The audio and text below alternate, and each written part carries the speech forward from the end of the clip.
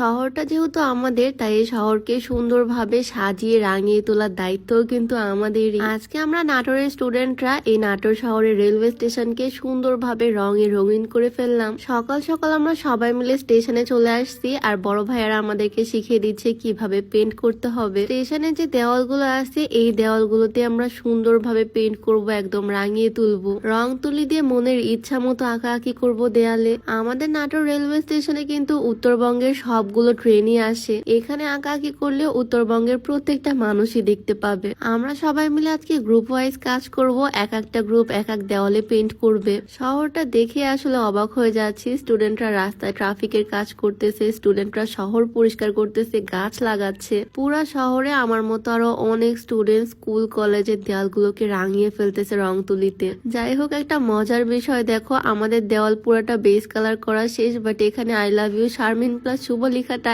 এখনো থেকে গেছে। এদের এত গভীর ভালোবাসা যে দেওয়াল থেকে যাচ্ছেই না। অনেকক্ষণ দেওয়াল পেন্ট করার পর কিছুক্ষণ বসে বসে রেস্ট করলাম, আর তারপর আবারও কাজে লেগে পড়লাম। কালার মিক্স করা থেকে শুরু করে পেন্ট করা সবকিছু করতে হচ্ছে, তাই সময়টাও একটু বেশি লাগতেছে।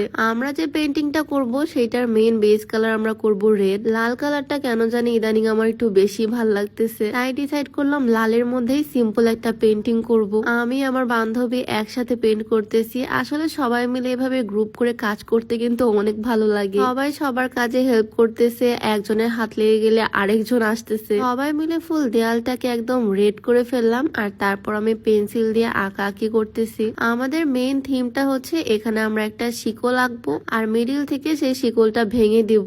বলতে গেলে ছোট্ট একটা মেসেজ দিব, যেটা হচ্ছে স্বাধীনতার মেসেজ। পেন্সিল দিয়ে আঁকাআঁকি তেমন একটা সুবিধা হচ্ছিল না, তাই আমি চক দিয়ে আঁকাআঁকি শুরু করে দিলাম। অনেকগুলো পাখি আঁকলাম যেগুলো ডানা মেলে উড়ে যাচ্ছে মনের সুখে শিকল ভেঙে। আঁকাআঁকি আমাদের একদম কমপ্লিট। আর যেহেতু প্রায় দুপুর হয়ে গেছে, প্রচন্ড রোদ, এই রোদের মধ্যে কাজ করা পসিবল না, তাই একটু রেস্ট করতেছি। শুধু আমি না, সবাইকে এই টাইমটাতে ব্রেক দেওয়া হলো। আমরা বিশ্রামাগারে গেলাম, এখানে আমাদের জন্য খাবার দাবারের অ্যারেঞ্জ করা হয়েছে, প্যাকেট খাবার সাথে পানি। আজকে সারাদিন আমাদেরকে এখানে থাকতে হবে, তাই এখান থেকে আমাদের ফুড প্রোভাইড করলো। খাওয়া দাওয়া শেষ করে আবারও চলে আসলাম পেন্ট করতে। এখন জাস্ট আমাদের ব্ল্যাক কালার করতে হবে পুরা পেন্টিং এর উপরে। চক দিয়ে কাঠামোটা করে ফেলছি, এখন পুরাটা আমরা করব ব্ল্যাক কালার। আমার পেন্টিংটা লাল হয় বেশ ভালোই লাগতেছে আমার কাছে। শুধু আমি না, এখানে আরো অনেকজন পেন্ট করতেছে, যে যার মনের মতো করে আঁকতেছে সবকিছু। প্রত্যেকটা দেওয়াল দেখো কত সুন্দর ভাবে এঁকে ফেলছে সবাই। সবাই মিলে গ্রুপ ওয়াইজ কাজ করতেছে, এক একজন নিজের মনের মতো করে আঁকাআঁকি করতেছে। আর এদিকে আমাদের সিম্পল পেন্টিংটা আমি জাস্ট ভাবতেছি পুরাটা কমপ্লিট হলে দূর থেকে দেখতে কেমন লাগবে। আমার হাজবেন্ড আজকে আমাকে এখানে নিয়ে আসছে, আর সেও কিন্তু আমাকে প্রচুর হেল্প করছে কাজে।